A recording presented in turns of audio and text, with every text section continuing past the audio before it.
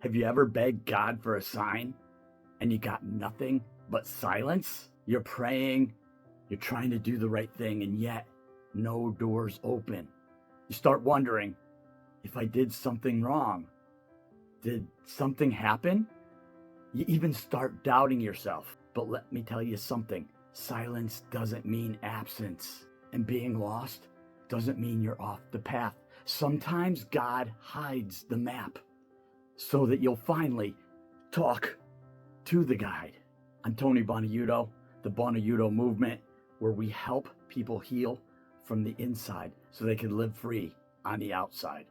If you've ever been stuck in a season of silence, wondering, where is God? What is he doing? Or what he wants from you, you're not alone. Today, we're going to talk about why God sometimes seems quiet and how to find direction again when you can't see what the next step is. The silence before the shift. I've had seasons where I felt like heaven went quiet. You know what I mean? You're asking for answers, and all you get is more confusion. You're watching other people move forward, and you're staying stuck in the same rut. I remember a point in my life when everything I built was changing. My business was shifting, my purpose was uncertain, and I didn't know what was next. I prayed harder and asked for signs and got nothing. And then one night, I was sitting alone, I realized something.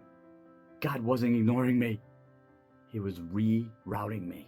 See, sometimes God's silence isn't punishing, it's protecting, because he gives you direction too early, you'd run into something you're not ready for. Here's the thing about most of us, we don't actually want guidance. We want a guarantee that everything's going to be okay, that everything is okay, and that I have more direction. I'm finding my direction is in now, being okay in this moment. We say, God, show me the whole plan, and then I'll follow. And God says, no, follow me, and then you'll see the plan. Faith isn't like a GPS. It's walking with a guide, one turn at a time.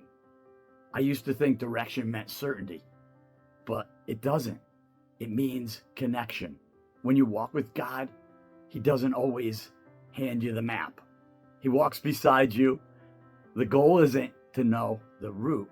It's to stay close to the one who knows the way and knows where you're going. And when the noise drowns out the whisper, you can't hear God because there's too much of it, way too much noise. Not just outside noise, but inside, the overthinking, the fear, and the self-doubt. God's voice is a whisper. Your mind is loud, too loud, and sometimes you'll miss the whisper. Think about it. When someone whispers, you lean in, you quiet down, you focus. That's what God wants from us. He wants you and me to lean in. When I started sitting in silence, no phone, no TV, no distractions, I realized he's been speaking to me all along. I was just too busy listening to my own fear, listening to my own chatter, and my thinking was out of control. Here's the spiritual reality of feeling lost. Lost is a scared space because it's where surrender happens. When you don't know what to do, you finally stop pretending to have all the answers.